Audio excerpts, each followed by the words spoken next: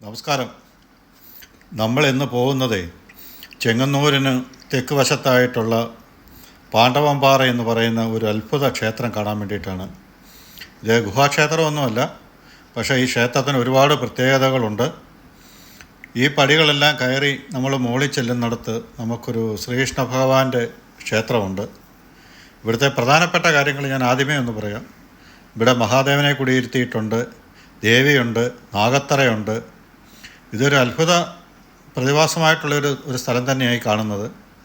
അപ്പോൾ ഇതിനെപ്പറ്റി നമ്മൾ ഇച്ചിരി അല്പം വിശദമായിട്ട് പറയുവാണെങ്കിൽ, ഇവിടെ പാണ്ഡവരുടെ അജ്ഞാതവാസക്കാലത്ത് അവർ ഒളിച്ച് താമസിക്കുന്നതായിട്ടാണ് പറയപ്പെടുന്നത്. അത് ഇപ്പോഴത്തെ ഈ കാലഘട്ടത്തിലും നമ്മൾ ഇവിടെ വരുമ്പോൾ നമുക്കതിൻ്റെ ഒരു ഒരു തീവ്രത നമുക്ക് മനസ്സിലാവും.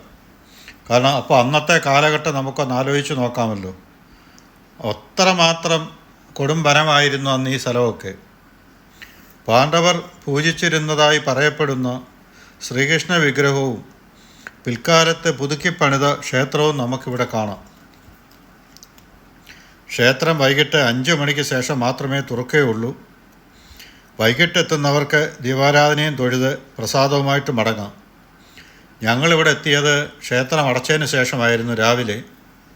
അപ്പോൾ അതുകൊണ്ട് ഞങ്ങൾക്ക് ക്ഷേത്രത്തിൽ തൊഴാൻ സാധിച്ചില്ല. പുറത്തു നിന്ന് മാത്രമേ ഞങ്ങൾക്ക് തൊഴാൻ സാധിച്ചുള്ളൂ.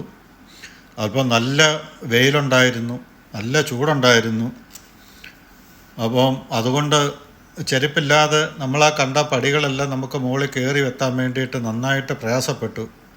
കാലൊക്കെ നന്നായിട്ട് ചൂടായി, നല്ലപോലെ പഴുത്തു, നല്ല വേദനയുണ്ടായിരുന്നു. അപ്പം ഇവിടുത്തെ വൈകുന്നേരത്തെ ഏറ്റവും വലിയൊരു പ്രത്യേകതയെന്ന് പറയുന്നത് സൂര്യാസ്തമനമാണ്. വൈകിട്ടത്തെ ആ സൂര്യാസ്തമനം നമ്മളൊന്ന് കാണേണ്ട കാഴ്ച തന്നെയാണ്. അത്ര മനോഹരമാണ് വൈകിട്ടത്തെ ആ സൂര്യാസ്തമനം നമ്മൾ ഈ ക്ഷേത്രത്തിൻ്റെ അവിടെ നോക്കുമ്പോൾ കാണുന്നത്.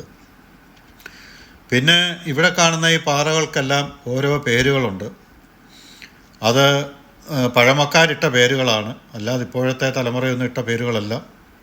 അപ്പോൾ ഓരോ പാറയുടെ രൂപങ്ങളും ഭാവങ്ങളും രീതികളും അനുസരിച്ച് പഴമക്കാരിട്ട പേരുകളാണ്.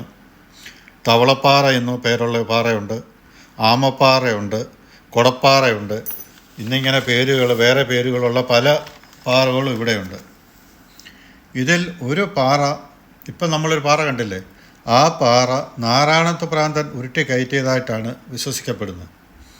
അതെല്ലാം ഐതിഹ്യങ്ങളാണ്. അദ്ദേഹത്തിന് അന്നുണ്ടായിരുന്ന ഇങ്ങനെയുള്ള പ്രവർത്തികൾ ഉണ്ടായിരുന്നതായിട്ടാണ് ചരിത്രത്തിൽ പറയുന്നത്. അങ്ങനെ അദ്ദേഹം ഉരുട്ടി കയറ്റിയതായിട്ടാണ് പറയപ്പെടുന്നത്. ഈ പാറകൾ കണ്ടില്ലേ, നമ്മളിപ്പം തൊട്ടാൽ വീഴും എന്നുള്ള രീതിയിലാണ് ഇരിക്കുന്നത്. ഒരു മുട്ട പൊട്ടിച്ചിട്ട് അതിൻ്റെ തോടിരിക്കുന്ന പോലല്ലേ ആ പാറയുടെ രീതി ഇരിക്കുന്നത്. അപ്പോൾ ഈ പാറക്കൂട്ടങ്ങൾക്ക് ചുറ്റും ഒരുപാട് വീട്ടുകാർ താമസിക്കുന്നുണ്ട്. ഇപ്പം താഴെ വീഴും എന്ന് തോന്നുന്ന കരിമ്പാറക്കൂട്ടങ്ങളുടെ അടിയിൽ താമസിക്കുന്നവർ പറയുന്നത്, ഞങ്ങളുടെ എല്ലാം രക്ഷയ്ക്കായി പഞ്ചപാണ്ഡവരും സാക്ഷാൽ ശ്രീകൃഷ്ണ ഭഗവാനും ഉള്ളപ്പോൾ ഞങ്ങൾ എന്തിനു ഭയക്കണമെന്ന് അവർ പറയുന്നത്. അത് സത്യം തന്നെയാണ്. നമ്മൾ ഇവിടം സന്ദർശിക്കുന്നവർക്ക് മാത്രമേ അത് മനസ്സിലാവുകയുള്ളൂ. എന്തുതന്നെ ആയാലും പ്രകൃതി കാത്തുവെച്ച ഒരത്ഭുതം തന്നെയാണ് ഈ പാണ്ഡവൻ പാറ. 14 മലകൾക്കും കാവലായി നിലകൊള്ളുന്ന സാക്ഷാൽ മഹാദേവനെ ഇവിടെ കുടിയിരുത്തി പൂജിച്ചു വരുന്നു. കുട ചൂടി നിൽക്കുന്ന പാറക്കെട്ടിനടിയിൽ ഒരിക്കലും പറ്റാത്ത നീരുറവയും നമുക്കിവിടെ കാണാം. വിശ്വാസങ്ങൾക്കും ആചാരങ്ങൾക്കും അപ്പുറമാണ് പാണ്ഡവൻ പാറ എന്ന അത്ഭുതം. ഒരിക്കലെങ്കിലും ഇവിടെ വന്ന് തൊഴുതു പോകുന്നവർക്ക് 16 ജന്മത്തിൻ്റെ പുണ്യമെന്നാണ് ഇവിടുത്തുകാർ വിശ്വസിക്കുന്നത്. ഈ കാണുന്ന പാറക്കെട്ടുകൾ നിങ്ങൾ കണ്ടില്ലേ, നമുക്ക് പാറക്കെട്ടുകളെല്ലാം നമുക്ക് ഷൂട്ട് ചെയ്ത് കാണിക്കാൻ മാത്രമേ നമുക്ക് സാധിക്കുകയുള്ളൂ. അപ്പോൾ ഈ പാറക്കെട്ടുകൾക്കുള്ളിലുള്ള ഒരു അത്ഭുതമെന്ന് പറഞ്ഞു കഴിഞ്ഞാൽ, ഏറ്റവും വലിയൊരു അത്ഭുതമെന്ന് പറഞ്ഞു കഴിഞ്ഞാൽ, വളരെ വലിയ വൃക്ഷങ്ങൾ ഈ പാറക്കെട്ടുകളിൽ ചുറ്റിപ്പിണഞ്ഞ് നിൽക്കുന്നുണ്ട്. അവയൊക്കെ എവിടുന്ന് ജലാംശം വലിച്ചെടുക്കുന്നെന്നോ എങ്ങനെ ഇങ്ങനെ നിൽക്കുന്നെന്നോ നമുക്ക് വിശ്വസിക്കാനൊരു അത്ഭുതമാണ്. ഇത് കണ്ടോ, ഈ വഴി കണ്ടോ, ഇത് ഒട്ടും വീതിയില്ല, താഴെ വീഴാൻ സാധ്യതയുണ്ട്. നല്ല മഴക്കാലമൊക്കെയാ, താഴെ വീഴും. മഴക്കാലമാണെങ്കിൽ ഇതിൽ കൂടെ നടക്കാൻ പറ്റത്തില്ല. പാറയൊക്കെ തെന്നി കിടക്കുവാണെങ്കിൽ നമുക്ക് ഇതുവഴി നടക്കാൻ പറ്റത്തില്ല. ഇത് കണ്ടോ, വെള്ളത്തിന്റെ നനവ് കണ്ടില്ല താഴെ. ആ കാണുന്നത് നീരുറവയാണ്.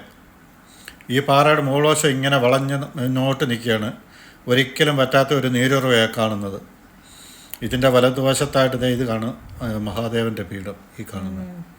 ഭഗവാനെ കുടിയിരുത്തിയിരിക്കുന്നത് ഇവിടെയാണ്. 14 മലകൾക്കും രാജനായി വാഴുന്നത് സാക്ഷാൽ ഇപ്പോൾ ഇവിടെ ഉത്സവം കഴിഞ്ഞതിൻ്റെ ഭാഗമായിട്ടുള്ളതാണ് ഈ കാണുന്നത്. ഇവിടെ ഉത്സവം കഴിഞ്ഞ് സ്റ്റേജുകളൊക്കെ അഴിച്ചു വരുന്നതേ ഉള്ളൂ ഞങ്ങൾ ചെന്നപ്പോൾ. അപ്പോൾ ഞങ്ങൾ എത്തിയത് അല്പം വൈകിപ്പോയി. അതുകൊണ്ട് സംഭവിച്ചതെന്ന് പറഞ്ഞു കഴിഞ്ഞാൽ ഞങ്ങൾക്ക് തൊഴാൻ പറ്റിയില്ല. കാലൊക്കെ ചുട്ടുകൊള്ളുമായിരുന്നു നമ്മുടെ.